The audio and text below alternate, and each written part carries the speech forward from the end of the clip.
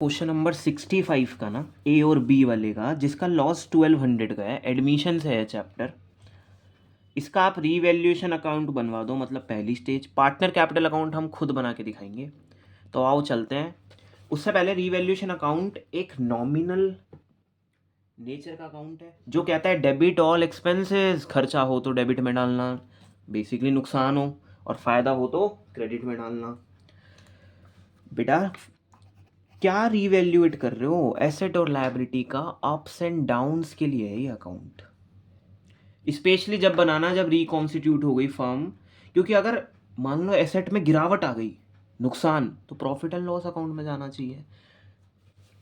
पर अगर आप कोई पार्टनर ऐड कर रहे हो या आपकी फर्म रिकॉन्स्टिट्यूट हुई है, मतलब उनमें कोई रिलेशन चेंज हुआ है डीड का, तो रीवैल्यूएशन अकाउंट बनता है।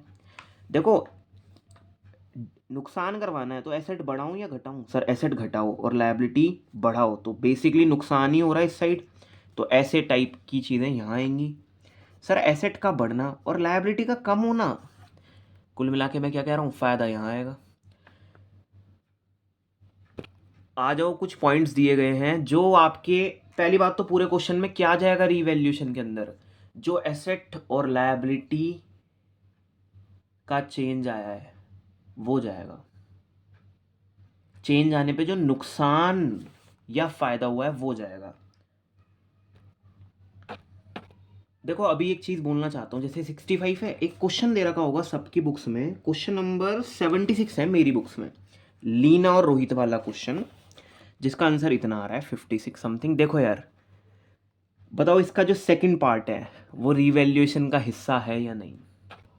अच्छे से पढ़ो। सेकंड पार्ट कह रहा है 10% जीआर का ट्रांसफर कर देना तुम्हें डाउटफुल डेट्स वाले प्रोविजन में। क्या जीआर है? हाँ। इसका छोटा सा, देखो गुल्लक में पैसा डाल रहा है 50,000 रुपये, उसका एक छोटा सा हिस्सा यानी कि 5,000 रुपये कहाँ ट्रांसफ़र करना? जो तुम्हारे डाउटफुल वाली गुल्लक है, जिसमें तुम्हें ऐसा लगता है कि आएंगे नहीं। प्रोविजन बना रखा है मैंने कि यार ये पैसा आएगा नहीं, क्या ये रीवैल्यूएशन में आएगा या नहीं? कुछ बच्चे कहेंगे sir provision for doubtful debts बढ़ना हमें पता है, लायबिलिटी का बढ़ना जैसा है, तो नुकसान तो है। अरे वो नुकसान का भरपाया नहीं करा, जीआर से नहीं ले लिए वो पैसे, तो फिर क्यों आएगा? ये रीवैल्यूएशन में आएगा ही नहीं पॉइंट। सर क्लियर नहीं हुआ सही से। देखो मान लो क्लेम आ गया, वर्कमैन कंपनसेशन का कोई क्लेम आया 40,000 का, और मैंने रिजर्व बनाया नहीं, तो क्या होगा सर ऐसे में? सर आप नुकसान डालोगे यहाँ पे, क्योंकि क्लेम मांग रहे हैं वो लोग, नुकसान हो गया। सोचो अगर मेरे पे 40,000 का रिजर्व होता, WCR होता 40,000 का, और क्लेम आ गया 40,000 का, तो नुकसान हुआ नहीं? रिजर्व बनाया इसलिए था कि नुकसान ना हो। जब नुकसान ही नहीं हुआ, हालांकि चेंज आया, नुकसान ही नहीं हुआ, तो रीवैल्यूएशन में नहीं आएगा, क्योंकि वो नुकसान का भरपाया तुमने रिजर्व से कर दिया।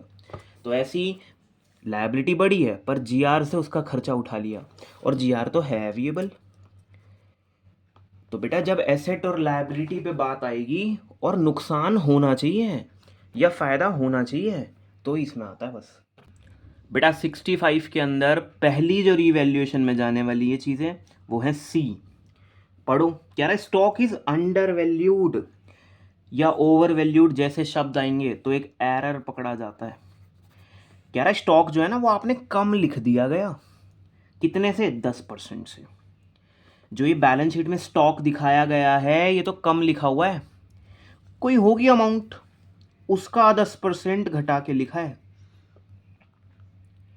प्रॉब्लम पता क्या है? अगर ये हमसे कहता ना अंडर वैल्यूड बाय 2000, कि 2000 से कम लिख दिया गया, तो बच्चा बहुत चालू है, 2000 ऐड करता, कहता 20,000 रुपये होंगे। यहाँ बातचीत बोल दी परसेंटेज में, तो एक्स मानना पड़ जाएगा।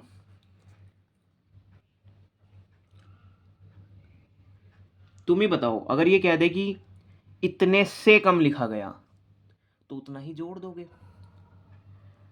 तो अगर स्टॉक कम लिखा गया है, था नहीं वो कम, तो पहले तो ये डिसाइड करो फायदा है या नुकसान। स्टॉक को कम लिखा गया, कम होगा नहीं, तो यहाँ तो आना चाहिए बाय स्टॉक अकाउंट। यहाँ पे चीज़ आती है बाय से, हमारा स्टॉक जो है वो बढ़ रहा है एक तरह से, क्योंकि गलती से मैंने कम लिख दिया, उस गलती का सुधार कर रहा हूँ अब। बेटा प्रॉब्लम ये है, ना जाने वो क्या अमाउंट थी स्टॉक की, मैंने गलती से 10% कम लिख कर कह रहा हूँ 18,000। अब वो निकालना है।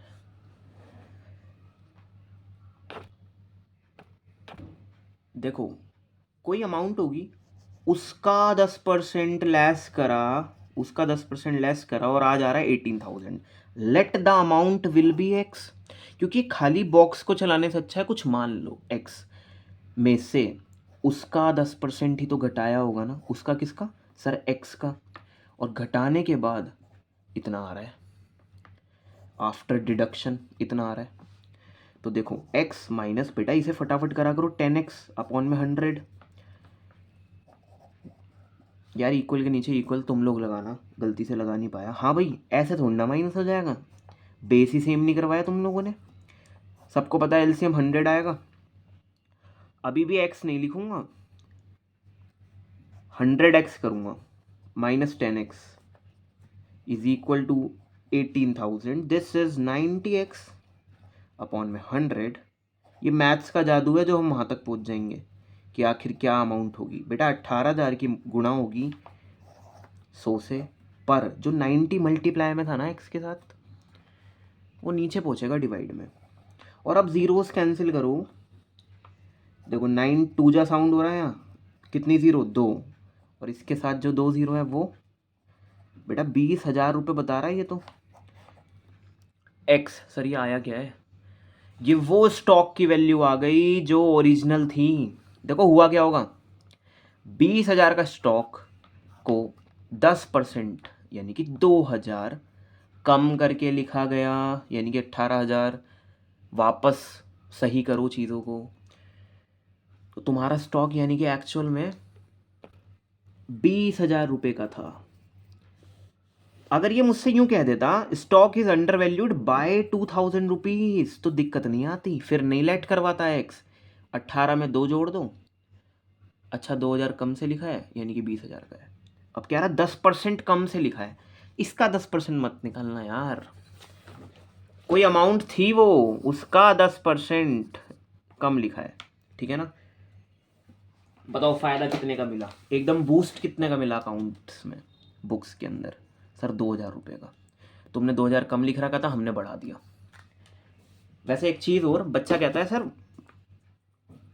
स्टॉक की वैल्यू तो उतनी रहेगी ना, बुक्स में आपने कम लिख दिया था, तो ये एक बुक्स का ही बेनिफिट होता है कि 18 से 20 हुआ तो एक बुक्स में वैल्यू बढ़ गई, अकाउंट्स की बुक्स में वैल्यू बढ़ गई स्टॉक की। मार्केट में हाँ 20,000 का ही था, ठीक है ना, पर अकाउंट्स की बुक्स में भी तो ठीक लिखना चाहिए हमें। तो ये सब बता रखा था। नेक्स्ट आ जाओ यार डी। बेटा डी क्या सिखाना चाहता है आप लोगों को, कह रहा है क्रेडिटर्स जो है ना, मतलब जिन्हें हमें देना है पैसा, जो आउटसाइडर लायबिलिटी है। क्रेडिटर में एक लायबिलिटी इंक्लूड है, हाँ ठीक है, क्रेडिटर लायबिलिटी होती है। 4,000 के जो पैसे हैं ना, मतलब देखो ये स्प्लिट करवाना, फिर 16,000 वाले और 4,000 वाला कोई बंदा है। तुम लोगों ने सैंड्री क्रेडिटर का नाम सुना है, मुझे राम को भी देना है 2,000 रुपये, शाम को भी देना है 2,500 रुपये। तो मतलब क्रेडिटर एक बहुत बड़ा हिस्सा होता है जिसमें बहुत सारे लोगों को हमें पैसे देने होते हैं। उसमें से कोई 4,000 रुपये हैं which has been decided, court ने डिसाइड करा है कि जाओ 3,200 रुपये दे दो बस। कभी कभी क्या होता है जब बहुत लेट पेमेंट हो जाती है ना, कोई दे के राजी नहीं है पैसे, वैसे तो इस केस में हम दे के राजी नहीं है पैसे, तो हमने कोई लेट करी पेमेंट और अब कोर्ट ने डिसाइड करा अब तुम्हें 3,200 रुपये देना है। बहुत सारे इश्यूज हो सकते हैं वैसे इससे रिलेटेड। तो बेटा आपको 3,200 रुपये देना है 4,000 वाली लायबिलिटी के। सर ठीक है, लायबिलिटी का कम होना, लायबिलिटी का कम होना फ़ायदा है। यहाँ क्या लिखें सर, फ़ायदा बताओ पहले। 4,000 की चीज़ 3,200 में निमट रही है, 800 रुपये से लायबिलिटी गिर रही है। बेटा चेंज आ गया, वो चेंज ही तो लिख रहे हो यहाँ, 4,000 से 3,200 तक की कहानी। हाँ भाई बाय सर, क्रेडिटर लिखो बस, हम अपने आप समझ जाएंगे क्योंकि क्रेडिट टर्म ही तो आया है चेंज। चलो भाई नेक्स्ट देखो, जिसमें ना रीवैल्यूएशन हुई है, जैसे स्टॉक में हुई है, सर अभी भी देखा क्रेडिटर में, ऐसे डॉट्स मार सकते हो या पेंसिल से मार्क कर सकते हो, ताकि जब नई बैलेंस शीट बनाओ तो 18 नहीं 20,000 लिख कर आओ। और देखो 20,000 मत लिखना, क्रेडिटर अब पता कितने आएंगे सर, 16,000 रुपये देने अब तुम्हें। सर 20,000 में से 3200 नहीं करूँ माइनस, नहीं भाई 16,000 रुपये फ्रेश देने हैं। वो 4,000 वाले निमट गए 3200 में, वो यूं कह रहा था। कोई बताएगा आउटस्टैंडिंग एक्सपेंस क्या होता है? देखो रिजर्व कुछ नहीं बताया तो ठीक है सर, बांट देंगे। और आई एम श्योर ये वर्कमैन, सर क्या पता ये वर्कमैन कंपनसेशन वाला रिजर्व हो तो नाम देकर बताता फिर, या इन्वेस्टमेंट फ्लक्चुएशन वाला हो, नहीं कुछ नहीं बताया तो नॉर्मल रिजर्व है, which is normally known as general reserve. तो भाई इसे कुछ नहीं बताया, ओल्ड में बांट देना। ओल्ड वालों की मेहनत की कमाई है, ये ओल्ड रेशो में बटेगी। गुल्लक में ये लोग पैसा जोड़ते थे, वो चीज़ है। आउटस्टैंडिंग एक्सपेंसेस, वो एक्सपेंसेस, मैं तो कह रहा था एक्सपेंसेस एसेट्स में आते हैं। एक्सपेंसेस का नेचर कैसा होता है? डेबिट। तो डेबिट वाले एसेट में पता क्या क्या आता है? खर्चे, यानी कि एक्सपेंसेस डेबिट होते हैं यार, नेचर वाइज डेबिट होते हैं एक्सपेंसेस, इसमें आना चाहिए था। जैसे एडवर्टीजमेंट सस्पेंस अकाउंट इसमें आता है, गुडविल इसमें आता है, जो भी खर्चे हैं और या फिर जो एसेट है। बेटा ये आउटस्टैंडिंग लगने का मतलब ड्यू बट नॉट पेड, ये वो खर्चे हैं जो आपने पे नहीं करे अभी तक। जैसे सैलरी का आउटस्टैंडिंग हो जाना, तो तुम्हारी तो जिम्मेदारी है। खर्चा तो हो गया, 20,000 की सैलरी देनी थी मुझे, वो मैंने दी नहीं है अभी तक। खर्चा तो हो गया, पीएनएल के डेबिट में पहुंच गया होगा वो, अरे देनी है, दी नहीं है तो लायबिलिटी। देखा जाए तो एक्सपेंसेस के आगे ही आउटस्टैंडिंग लगते ही वो लायबिलिटी की कैटेगरी में जाता है। रेंट एक खर्चा है, पर प्रीपेड रेंट, एक एडवांस दिया जिसको तुमने, तो वो एक एसेट है। वैसे रीवैल्यूएशन में वही चीज़ आती है जो नीचे बताई जाती है, जबकि पार्टनर कैपिटल अकाउंट में बच्चे को कॉमर्स सेंस लगानी पड़ती है अपने आप से कि रिजर्व को चल बांट देते हैं, या कोई और तो नहीं पड़ा कुछ पीएनएल वगैरह का, कभी कभी नहीं आता प्रॉफिट एंड लॉस अकाउंट का बैलेंस, तो अपने आप से करना पड़ता है। ई पर आ जाओ यार, नेक्स्ट लास्ट है यार, in regard to the debtors. अब बातें हम करेंगे डेटर्स के रिगार्डिंग में। द फॉलोइंग डेट्स, भाई डेट्स कह लो डेटर्स कह लो, बात एक ही है, पर इसके आगे अगर शब्द लग गया बैड तो वो डूबा हुआ पैसा, या तो बैड, ये जो नीचे के है ना डेट्स, या तो वो बैड है या डाउटफुल है। दोनों में क्या फ़र्क है? एक तो बुरे बहुत हैं, पैसा डूब गया, और दूसरे जो है ना वो डाउटफुल है, हो सकता है डूब जाए, हो सकता है बच जाए। और ये वाले जो हैं इन्होंने हमारा डाउट क्लियर कर दिया पैसे डुबा के। चलो भाई, दो बातें आई हैं डेट्स के बारे में। कह रहा 2,000 ड्यू फ्रॉम एक्स, 2,000 रुपये मुझे एक्स से लेने थे। अरे इस डेटर में पूरा झुंड होता है यार, 22,000 रुपये है ना, इसमें से जो 2,000 रुपये वाली कैटेगरी है जिससे एक्स से लेने थे, बैड हो गए हैं वो टू द फुल एक्सटेंट, मतलब पूरे पूरे 2,000 रुपये का नुकसान। तो डेबिट में आ जाओ मेरे हिसाब से, तो नुकसान है। हाँ हमारे एसेट गिरे हैं, 22,000 के थे मेरे एसेट्स, 2,000 से एकदम से गिरे हैं, यहाँ लिखूंगा 2 बैड डेट्स, ठीक है ना। अभी लेकिन जब इसके रिगार्डिंग में कुछ है तो नीचे का भी पढ़ेंगे पहले। कह रहा 4,000 ड्यू करने थे हमें वाई से, ठीक है, और 4,000 किससे लेने थे? वाई से। इनसॉल्वेंट हो गया वो। इनसॉल्वेंट इज ऑल अबाउट वो वाली सिचुएशन, मतलब जब ना अब वो पैसे देने के लायक है भी नहीं, जब बैंक ही इसे घोषित कर देगा, भाई कोर्ट वगैरह में इसने सब कुछ दिखा दिया है। इंसॉल्वेंट हो गया स्टेट, भाई कहते हैं ना स्टेट प्रॉपर्टी बिजनेस है। स्टेट मतलब होता है ज़मीन, प्रॉपर्टी से एक्सपेक्ट कर रहे हैं हम लोग, जैसे गिरवी नहीं रखवाते, तो वहाँ से हम लोग एक्सपेक्ट कर रहे हैं कि आपको टू पे ओनली, अच्छा 50% मिल जाएगा, यानी कि 4,000 का 50% तो तुम्हें मिल जाएगा। देखो यार, एक और बैड डेट होते होते बचा है, बस 4,000 का था, 2,000 मुझे प्रॉपर्टी से मिल रहे हैं, एक्सपेक्ट करता हूँ 2,000 वसूल हो जाएगा, पर बाकी का 2,000 नुकसान हो चुका है। तो इसी साल तो हुआ ये बैड डेट, 4,000 इस डेटर का ही तो हिस्सा था, 2,000 का तो नुकसान हो गया है ना, तो वो 2,000 का नुकसान डलना चाहिए यहाँ। एक एक्स से और एक वाई से। सर आप मुझे पहले ये बताओ, ये जो 2,000 रुपये मिल भी तो रहे हैं, वो नहीं जाएगा कहीं? नहीं, एक तो ऐसी साउंड है इसकी, 4,000 रुपये डेटर का हिस्सा था, उस 4,000 में से 2,000 नहीं मिल रहे, बाकी के 2,000 किसी प्रॉपर्टी से वसूल कर रहा हूँ। तो 2,000 तो बच गए बेटा, पर बाकी के 2,000, अगर ये 3,000 और 1,000 देते ना बढ़िया समझ में आता, क्योंकि दोनों सेम दे दिए तो हम कंफ्यूज हो रहे हैं। बाकी के 2,000 तो मिल जाएंगे, वो छोड़ो, जो गया वो लिखो। तो 4,000 तो नहीं गया, पर 4,000 का 2,000 बैड डेट हुआ, ये आना चाहिए भाई। पर अगर पिछले साल का था, वो डूबा हुआ पैसा था, कोई 4,000 रुपये का था कोई डूबा हुआ पैसा पिछले साल का, और आज वो रिकवर हो रहा है, 2,000 रुपये आ रहे हैं वहाँ से, तो तुम लोग बैड डेट रिकवर यानी कि क्रेडिट साइड में जाने वाले हो कि पिछले साल का डूबा हुआ पैसा तो नुकसान में लिख दिया गया होगा पिछले साल, और आज पैसा आ रहा है एकदम, तो एकदम से अकाउंट्स में क्रेडिट साइड बूस्ट होगा।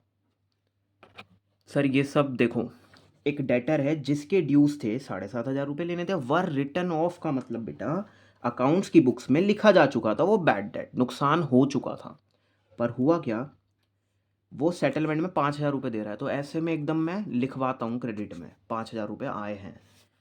इस केस में क्या था, इसी साल इन डेटर की कहानी, ये जो 22,000 है ना, इस 22,000 में 2,000 वालों की कहानी और 4,000 वालों की कहानी। बेटा 4 और ये कितने हो गए, 6, यानी कि 16,000 तो मेरे अपने शुद्ध हैं, बिल्कुल प्योर है 16, बाकी के जो 6 हैं उन्होंने चक्कर है, 2,000 ने तो नाम ही डुबा दिया बिल्कुल। 4,000 वालों ने 2,000 रुपीज़ दे दिए हैं, टोटल बैड डेट समझा करो बस 4,000 का हो गया। आउट टोटलिंग करते हैं, और अच्छी बात है अगर अभी भी डाउट चल रहा है मन में, क्योंकि अकाउंट्स फिर सीखने के लिए बहुत कुछ है। जिनके मन में चल रहा है ना सर ये जो 50% आ रहा है, मतलब सिंपल बात करूँ 2,000 रुपये आ रहा है, वो क्यों नहीं दिखा रहे आप, वो क्यों नहीं दिखा रहे आप? बेटा वो आ रहा था ना, इसलिए ये बच भी गया, नहीं तो 4,000 रुपये लिखता मैं यहाँ। और ठीक है ना, देखो जिन्हें अच्छे से समझना है, 4,000 का नुकसान में से 2,000 तो रिकवर कर गए हम लोग, तो अल्टीमेट नुकसान हुआ 2,000 का। ये सब इसी साल की कहानी है, तो मैं तो लिखूंगा कि 2,000 का नुकसान है, क्योंकि ये सब 22,000 का हिस्सा था। आउट टोटलिंग करते हैं, which is bigger, which figure is bigger, बताओ कौन सी साइड ज़्यादा है, उसका टोटल ले जाना है नीचे। एक सेकेंड, इस साल हमारे 4,000 का बैड डेट हुआ है पूरा, चलो इसी पे आ जाओ, फिर यही ज़्यादा है, वही सेम यहाँ, पर कुछ फ़ायदे ने उसे बचा लिया। 2,800 है ना, क्या लगेगा फिल करने के लिए कि सेटिस्फाई हो जाए पूरी साइड? सर ये बन गए तुम्हारे 3,000 रुपये, 1,200 रुपये डालो यहाँ, ताकि दोनों साइड्स में मैं कहूँ कि हाँ सेटिस्फाई हो गई, दोनों को मिला के 4,000 आता है, बाय। अब सर क्या आया है, ये गेन आया है, क्या आया है ये, रुको, डेबिट साइड ज़्यादा होना अच्छा सिंबल नहीं है, नुकसान हुआ है by loss on revaluation account, ये ज़्यादा थी ये कम थी। अब गैप फिल तो यहीं करना पड़ेगा ना, फिगर तो यहीं डालनी पड़ेगी जो कम रह गई, तो इसलिए लॉस यहाँ आएगा, और ये डेबिट बैलेंस ही आया है 1,200 रुपये का, क्योंकि देखो -4,000 और बेनिफिट कितने का हुआ, 2,800 का। बताओ कौन सी फिगर जीतेगी? आंसर तो तुम्हारा 1,200 आ गया, कौन सी फिगर जीतेगी? साइन किसका आएगा, माइनस का, नुकसान है भाई ये। ऐसे सोचा करो, ऐसे मत समझना कि सर क्रेडिट साइड आ रहा है फिर तो फ़ायदा है, ये तो क्रॉस ट्रांसफ़र होता है, ये जब पार्टनर कैपिटल अकाउंट बनेगा तो इस साइड लेकर जाऊंगा, इसे क्रॉस ट्रांसफ़र चलवाती है हमारी अकाउंट्स, तो बनाओ यार सब पार्टनर्स कैपिटल।